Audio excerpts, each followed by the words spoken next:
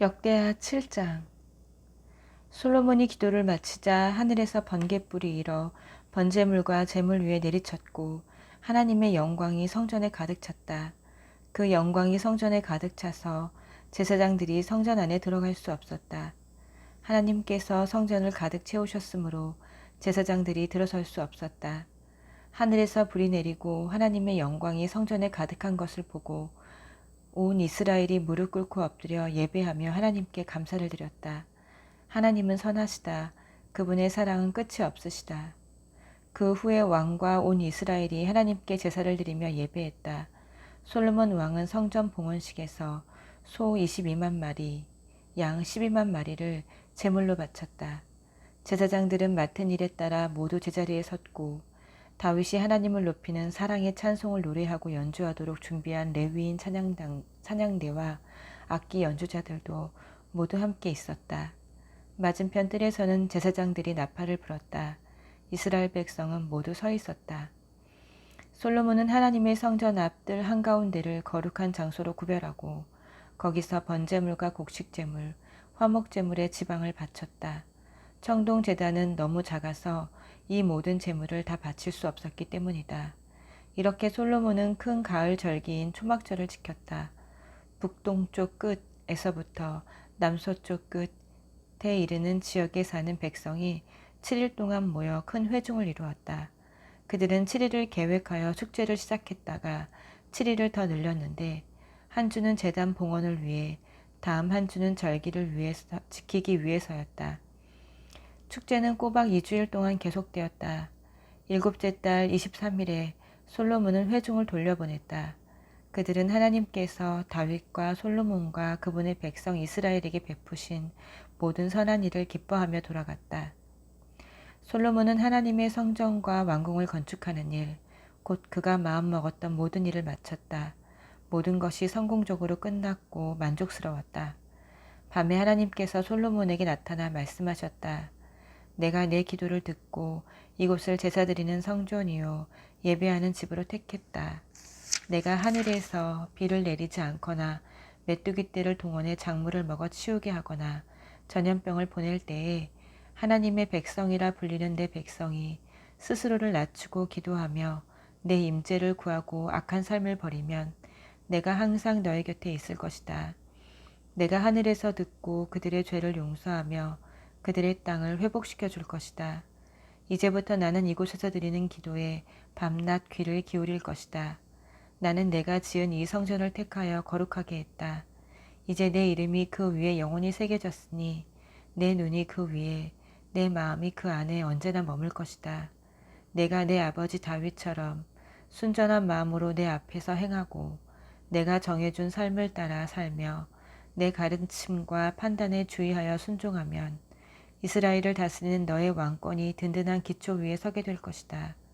내 아버지 다윗에게 언약으로 보증했던 것처럼 내게도 이것을 보증하겠다. 이스라엘의 왕위에서 내 자손이 항상 끊이지 않을 것이다.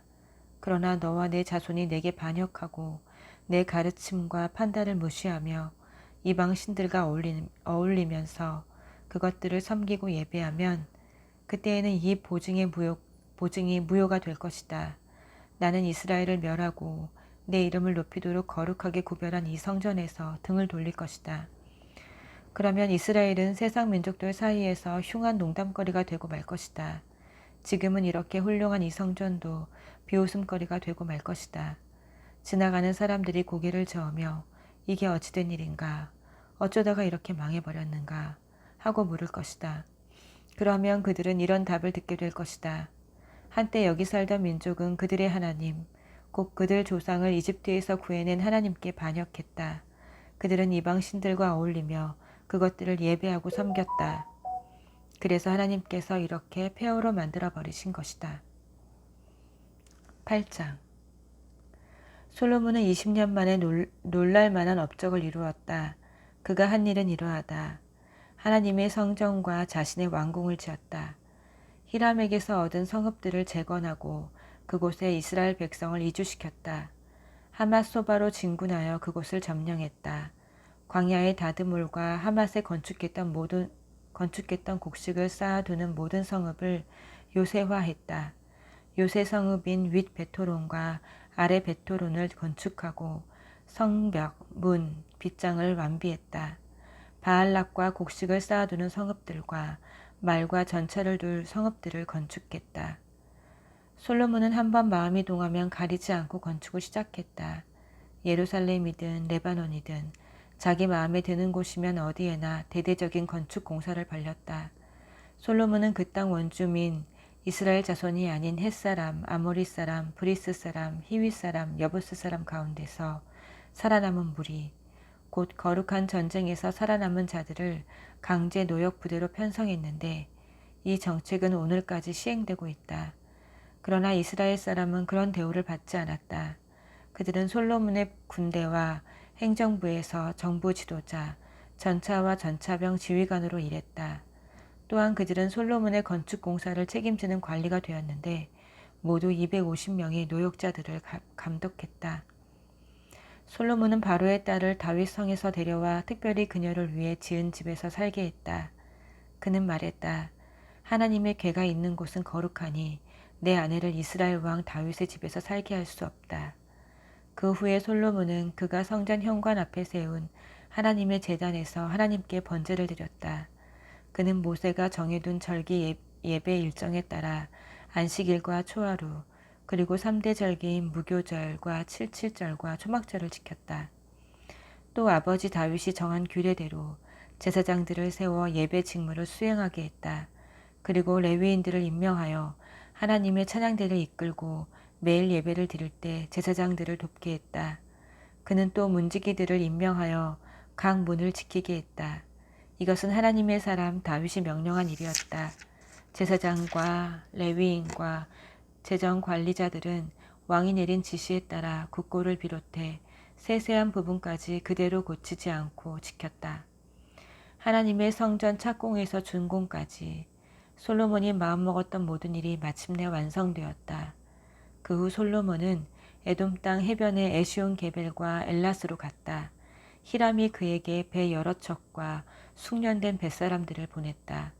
그들은 솔로몬의 사람들과 함께 오빌로 항해에서 금 15톤을 실어다가 솔로몬 왕에게 바쳤다. 9장 스바 여왕이 솔로몬의 명성을 듣고는 어려운 질문으로 그의 명성을 시험해 보기 위해 예루살렘으로 찾아왔다. 그녀는 수행원을 잔뜩 거느리고 향료와 많은 금과 값진 보석을 낙타에 싣고 호화롭게 예루살렘에 입성했다. 그녀는 평소 관심 있던 온갖 주제를 논하며 자신의 생각을 솔로몬에게 모두 이야기했다. 솔로몬은 그녀가 내놓은 모든 주제에 답했고 어떤 질문에도 말문이 막히지 않았다.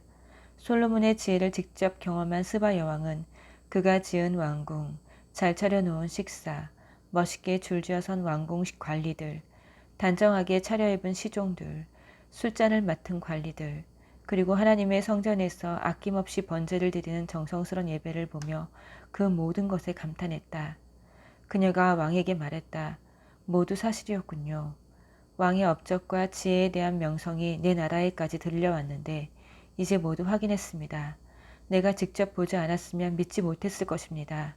사람들의 말이 과장이 아니었군요. 왕의 지혜와 기품은 내가 상상한 것보다 훨씬 뛰어납니다.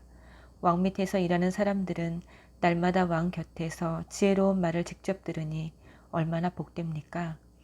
당신을 총애하셔서 왕으로 삼으신 당신의 하나님을 찬양합니다.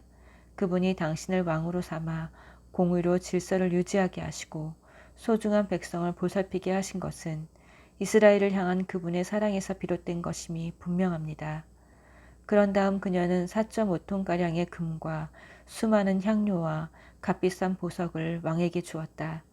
스바 여왕이 솔로몬 왕을 위해 향료를 가져온 이후로 그처럼 많은 향료가 배로 들어온 일이 다시 없었다. 히람의 배들은 오빌에서 금을 수입해 오면서 향기로운 백단목과 값비싼 보석도 함께 가져왔다. 왕은 백단목으로 하나님의 성전과 왕궁에 드릴 세련된 가구를 제작하고 음악인들을 위해 하프와 수금을 만들었다. 그만한 백단목을 들여온 경우는 이후로 없었다. 솔로몬 왕은 스바 여왕이 원하는 것을 모두 주었다. 구하는 것은 무엇이든 다 주었다. 가져온 것보다 더 많이 가져가게 된 그녀는 흡족해하며 신하들을 이끌고 자기 나라로 돌아갔다. 솔로몬은 매년 금 25톤을 받았다. 이것은 상인과 무역업자들과의 무역에서 나오는 세금과 수익 외의 수입이었다. 아라비아의 모든 왕과 크고 작은 지방 장관들도 솔로몬에게 은과 금을 바쳤다. 솔로몬 왕은 얇게 두들겨 편 금으로 사람 키만한 방패 200개, 방패 하나에 금 6.8kg씩 들어갔다. 그 절반 크기의 작은 방패 300개를 만들었다. 그는 그 방패들을 레바논 숲 궁전에 두었다. 왕은 상하로 큰 보좌를 만들고 겉에 금을 입혔다. 보좌 아래에는 6개의 층계가 있고 층계와 연결된 보좌 받침대는 금으로 만들었다. 양쪽 팔걸이 옆으로 사자상을 두었는데 6층계의 양쪽 끝에도 각각 사자상이 하나씩 서 있었다. 주변 어느 나라에도 그와 같은 보좌는 없었다. 솔로몬 왕의 잔과 컵은 금으로 만들었고 레바논 숲 궁전의 식기도 모두 순금으로 만들었다. 은으로 만든 것은 하나도 없었다. 솔로몬 시대의 은은 흔하고 값싼 것이었다. 왕의 배들은 히람의 뱃사람들을 태우고 3년에 한 번씩 다시스를 오가며 금과 은, 상아, 원숭이, 공작을 싣고 돌아왔다. 솔로몬 왕은 지상의 그 어떤 왕보다 부유하고 지혜로웠다. 그는 모든 왕보다 뛰어났다. 온 세상 왕들이 하나님께서 솔로몬에게 주신 지혜를 얻으려고 찾아왔다. 오는 사람마다 금은 기구, 고급 예복과 의복, 최신 무기, 외국산 향료, 말과 노새 같은 선물을 가져왔다. 방문객들의 행렬이 매년 줄을 이었다. 솔로몬은 말과 전차를 모았다. 말과 전차를 두는 마구간이 4,000칸 있었고 전차가 주둔해 있는 성읍과 예루살렘의 병영에 기병 12,000명이 있었다. 그는 동쪽으로 유프라테스 강에서부터 블레셋 땅 전역과 서쪽으로 이집트 경계에 이르는 지역의 모든 왕을 다스렸다. 그의 시대에는 은이 돌처럼 흔했고 백향목도 낮은 산지에 무화과 나무만큼이나 흔했다. 그는 이집트와 그 밖의 나라들을 상대로 말 무역업을 벌려 호황을 누렸다. 솔로몬의 나머지 생애와 통치는 예언자 나단의 역사책, 실로 사람 아히야의 예언서, 느바의 아들 여로보암에 관한 선견자 이도의 묵시록에서 처음부터 끝까지 읽을 수 있다. 솔로몬은 예루살렘에서 40년 동안 온 이스라엘을 다스렸다. 그는 죽어서 아버지 다윗의 성에 묻혔다. 그의 아들 르호보암이 뒤를 이어 왕이 되었다. 아멘.